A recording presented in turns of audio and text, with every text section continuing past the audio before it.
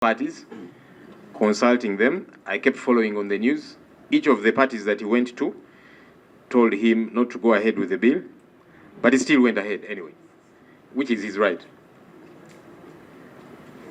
Do I think the bill is targeting myself personally?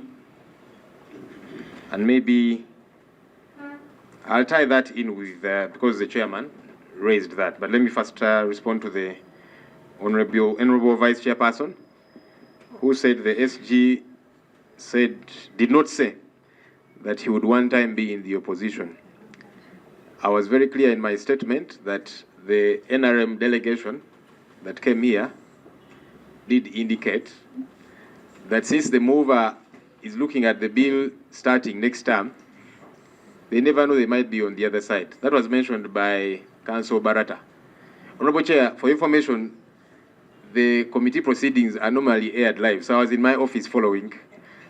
I don't know if today they are also, relaying them live, but they are normally live, so people do follow. Honorable Chair, you firstly talked about the supersonic speed. Again, the reason I did raise that is because this bill was read for the first time on 1st October. On 2nd October in the evening, I got a letter inviting me on 3rd October in the morning.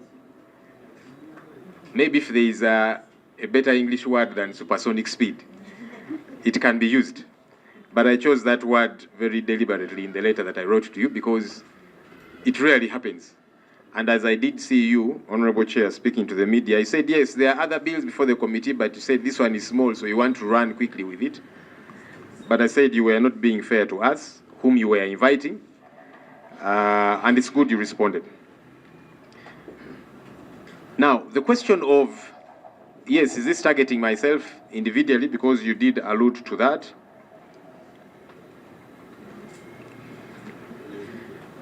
If it looks like a duck, walks like a duck, quacks like a duck, it most probably is a duck.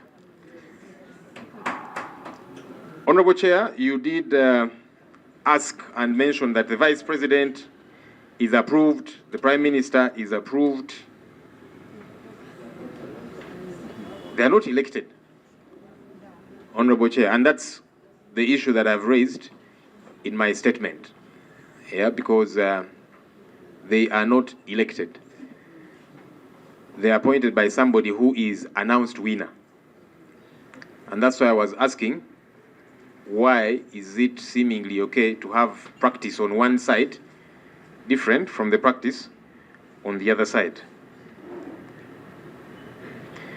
The Honorable Achia, how are LOPs in other democracies created? I have done some establishing, and I'm sure the committee has too.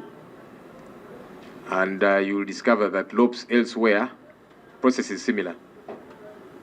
The opposition MPs don't sit and elect a leader of the opposition. But we keep learning. Maybe I can be educated about a particular jurisdiction where that happens.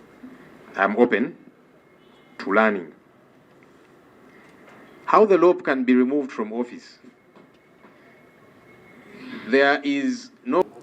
Munnafe Honorable Lumu lyaleeta okusookera ddala lyatembeeta okusookera ddala yagamba nti alireeta ku lw'obulungi bwa opposition naye neebuuziza era ne mu kakiiko yakyalira ebibiina by'opposition eby'enjawulo ng'ababuuza ku tteeka lino lyatembeeta lyagala okuleeta bonna ne bamugamba etteeka libi fu bwefuufululu naye ate yalemerako.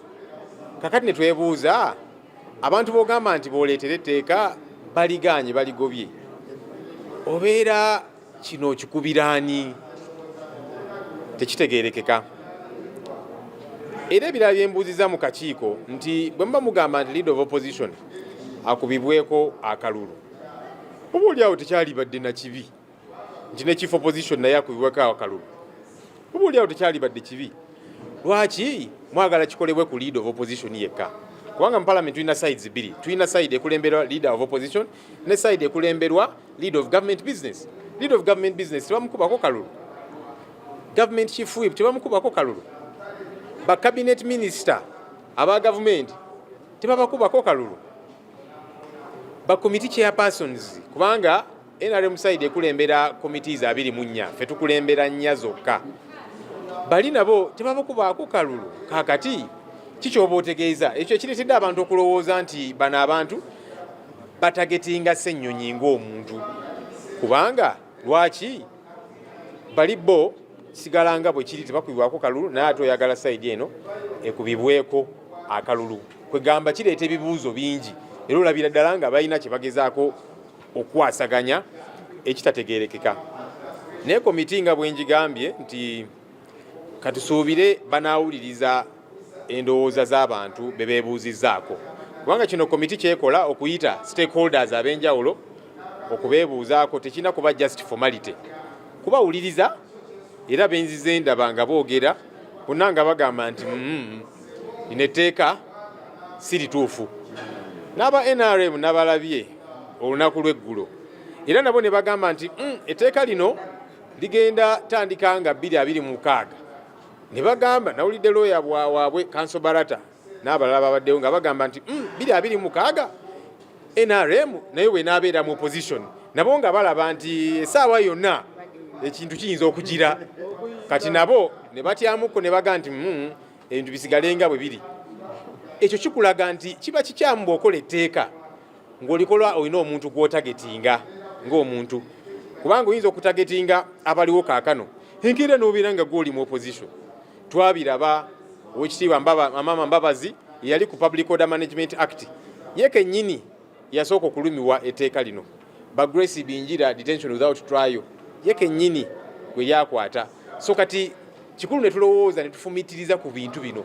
Oyinza okubanga Ssenyonyi tumwagala kubanga abuuza ebibuuzo bingi alemerako ku nsonga ez'enjawulo, ssente y'omuwoomusolo wano mu palamenti, bitongole bya gavumenti eby'enjawulo nakinaalemerako n'ogamba naye Ssenyonyi ono atusumbuwa nnyo katulabe engeri gye tumucyankalanyamuko zisigenda kubeera leader of opposition lubeerera. Sina kyenjagala, sina bwe kirina okubeera tukula okulaba nti tuyingira obuyinza. Kati oli ayinza okulowooza nti ntagetinga Ssenyonyi n'omutagetinga enkya n'obeera nga bw'abadde amutagetinga gw'oli mu kifo kye yali alimu ate nga ye ali side eri embeera obuno gikwasaganya. Ekirungi ekiri mu tteeka lino nkibuuziza n'abakomiti nga nsaba nabo bambuulire kirungi kibbo kye balaba mu tteeka lino kubanga mu kubaga amateeka munnamateeka yenna ajja kugamba nti oba obaga etteeka obanga oyagala kulikyusaamu oba oyina ky'oyagala okutereeza ekitali kirungi. Kati ne mbabuuza kikyamu ki kye mugezaako okutereeza? Tekiriiwo, tekitegeerekeka. So tewali kyoyinza kugamba nti kino kirungi kyolaba mu tteeka. Ekyo oba oliawo kyalibadde bwe kityo singa yali agamba nti abakulembeze bonna mu parliament balondebwe, lead of opposition, lead of government business, chief opposition whip, government chief whip, shadow cabinet ne government cabinet yonna, obukiiko obukulemberwa opposition n'obukiiko obukulemberwa government, ba commissioner bonna. Kati singa yakireeta bwatyo aba oliawo abantu baligambye nti okay muyinza okuba mulimu ekirungi kubanga oyagala nti abantu bano bonna bonna balondebwe. Naye bw'ogamba nti atwagala omuntu omu yekka gwe nnonzeemu mu balala, kati ekirungi kiba tekitegeerekeka. So ekintu bwe kiti kiba obuulio kigenda nakunafuya opposition. Tuddaawo tuli mu kulwanira bifo ate nga bannaffe aba NRM bosi bwe bakola ebyabwe balina engeri endala gye babikwasaganya. Naye ffe tuddaawo tuli mu kulwanira bifo naki tuvudde mu kalulu. Nze kakati nange ntandiseewo ka group akange kubanga oyo ayiseemu oba yanziba n'akalulu oba saamuwagira abalala ne batandikawo akaabwe. Kati oba oleeta akavuyo akateetaagisa. So kati tewali kirungi kye tulaba. Alani Manja Sebunya omubaka Nakaseke Central. Leero tubadde nga opposition tugenze ne leader of opposition Oweekitiibwa Ssenyonyi nga yayitibwa mu kakiiko okuwa endowooza ye ku tteeka lya Lumu oba eryakazibu